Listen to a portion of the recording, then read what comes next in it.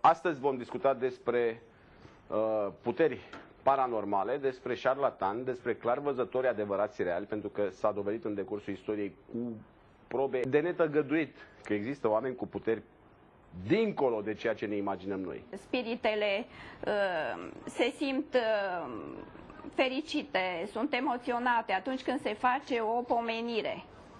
Deci și la cimitirul Belu s-a întâmplat același lucru. Acesta este și rolul slujbelor religioase, pentru a liniști sufletele celor plecați în lumea de dincolo. Ion Dolănescu v-a spus sau ar putea să vă spună care este valoarea reală a averii pe care a lăsat-o moștenire? Că știți că e un scandal foarte mare că au dispărut sume de bani. Eu aș putea să îl întreb, adică să contactez încă o dată spiritul, dar între spirit și omul care a murit este o diferență ca de la cer la pământ. Spiritul nu stă la discreția noastră, el ne spune ce vrea. Site-ul dumneavoastră e destul de elaborat, are o grămadă de descripții și unele dintre ele sunt interesante așa ca conținut. Afară de faptul că noi gândim că spiritul e una, sufletul e alta. Așa gândim. Așa gândim, ok. Da. Suntem de acord. Da. Este Haideți din să vă conținut. explic ce le-am spus și bulgarilor. La prima etapă de preselecție mi-au pus în față un tablou cu doi bărbați și mi-au cerut să spun care e viu, care e mort. Le-am explicat, domnilor, eu aici nu am venit pentru premiul propus de sponsorul bulgar. Am venit pentru că m-au invitat două fete din echipa de producție de la Canal D. Le-am spus de la început, nu vin la concurs, nu mă gândesc la acel premiu. Vin de dragul vostru, vin la preselecție, dar la filmări nu vin, pentru că eu am clienți cu programare și nu pot să-i neglijez timp de o lună de zile. Aveți clienți cu programare pe tema asta, cu visele și cu morții și cu vorbitul cu spiritele? Eu fac lucrări de karmă și destin în principal. Nu, asta întrebam. Clarific probleme de viață, ajut oamenii în cazuri de dispariții, dar cu rol de consultanță. Eu nu mă duc pe teren să arăt cu degetul, aici ai mortul. Lucrul acesta asta faceți științele astea, nu Iordănescu. Poftim? Nu, eu studiez. Doamna este eu lucrez practic. Doamna este detectiv psihic. Scrie așa. Da, detectiv psihic. Asta e munca mea. Colegii bulgari mi-au dat un tablou cu două persoane. Am refuzat să fac testarea. M-au întrebat care este vie, care este moartă. Am refuzat, am spus, domnilor, nu se face o astfel de cercetare pe o poză de grup. În poză trebuie să se afle o singură persoană. De ce? Dacă una este vie și alta moartă, sau chiar dacă amândouă sunt vii, se produce o interferență a biocâmpurilor. Mai clar, mai simplu, se amestecă energiile. Energia celui viu, când au fost fotografiați, a rămas imprimat biocâmpul. De fapt, a rămas imprimat dar biocâmpul. undele necrobiotice nu se amestecă. amestecă. Pierdem pe oameni, domnul Iordănescu. Oamenii sunt interesați așa. Dar au zis că ați spus că n-a murit Ceaușescu. Nu, păi doamna spune că... A murit, dar mai târziu. Spune că a murit în 2000. Eu sunt un intermediar. Preiau informații de la spirite. Doamne, și le dau publicității pentru ca să se cerceteze și au cercetat. Vă întreb o secundă. Maria. Da, alo? Bună ziua, în Bihor, zi, Marie. Bună ziua. Ia zi. Aș vrea să o întreb pe doamna, la cei care sunt bolnavi, ce le poate spune? Doamna, eu nu am specializare în medicină energetică. Care este problema cu oamenii? Oamenii își cunosc bolile pentru că merg la medic.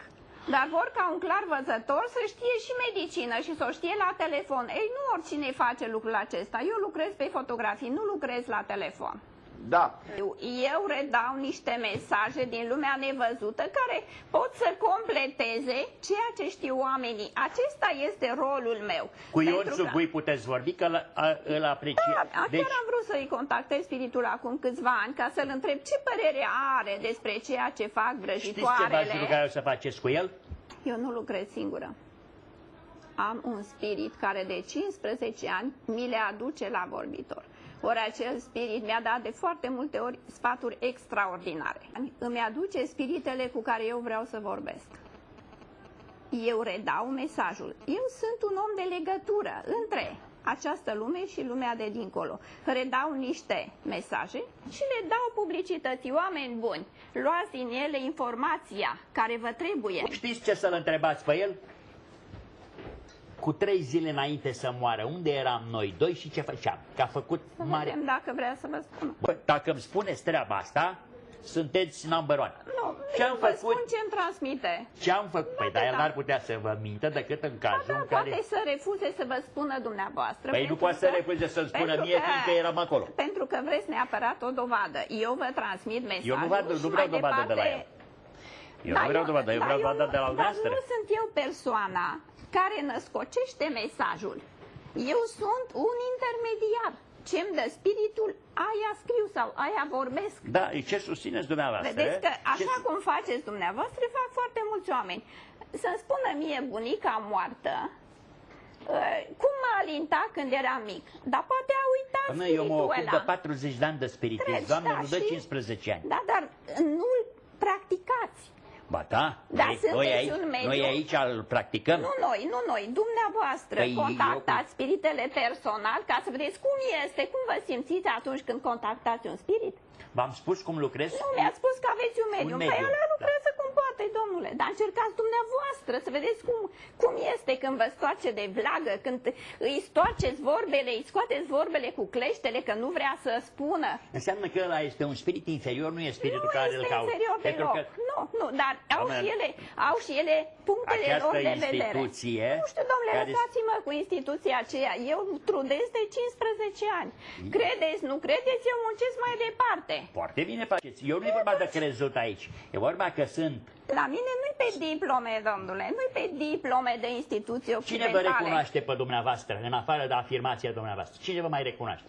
Dar cine vrea mă recunoaște? Dar n-am cerut să fiu recunoscută. Eu muncesc mai departe. Eu cercetez. Munca mea e de cercetare. În domeniul spiritismului, în special, pe aici a trecut Allan Kardec, Madame Blavatsky, Rudolf Steiner, Swedenborg au trecut. Asta are 5.000 de ani. Și au sunt trecut sute de mii de mediumi în toată lumea la ora actuală care preiau mesaje de la oricine vor ele și care în stare de conștiință perfectă, în stare de luciditate, intră în clădiri și discută cu spiritele care bântuie pe acolo.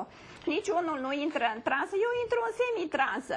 Dar sunt mediumuri care umblă prin clădire și găsesc spiritul într-un colț, discută cu el și spun ce face ăla. De ce nu acceptați că există sute de mii de mediumuri la ora actuală în toată lumea care lucrează în felul acesta? Dar în România sunt singura persoană, da, în România sunt singura persoană care își asumă responsabilitatea faptelor sale. Și eu voi cerceta mai departe această lume, indiferent ce părere au cei care se află în viață. Nicolae Ceaușescu a fugit. Așa mi-a declarat spiritul respectiv și am verificat discutând și cu alte spirite. Când el spune că a fost luat, cum aveți aici în text, a fost sustras și a murit unul, s-a sacrificat unul în locul lui. Ca să fiu sinceră, eu cred în această versiune. Dar Elena Ceaușescu, ce s-a întâmplat cu ea? A fost omorâtă, a fost împușcată. Ea a fost sacrificată. Adică i-a zis, Lenuță, dragă, eu o șterg, tu rămâi cu soția mea și te ciuruiesc ăștia. A fost o situație atât de neclară, ei au fost atât de stresați și luați repede, încât nu prea și-au dat seama ce se întâmplă cu ei. Iar stați... De unde l-a luat pe... La Bucureștiului l-au dus. Păi eu vă spun aici minut cu minut ce s-a întâmplat din clipa când au plecat de pe... Dacă dumneavoastră credeți că persoanele care au fost de față au spus întotdeauna adevărul, atunci luați-le de bune. Bună ziua, Daniel, ești în direct.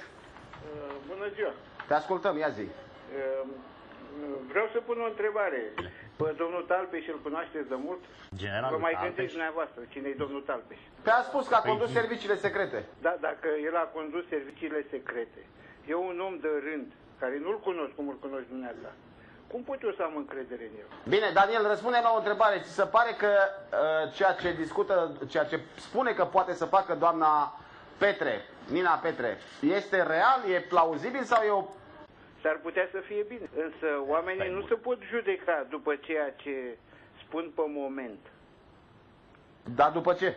După ceea ce se întâmplă, ce au spus, se poate judeca un om. Bine, Daniel, bine, mersi. Confirmă sau infirmă? ceea ce spunem noi. Istoria confirmă sau infirmă ceea ce spunem noi.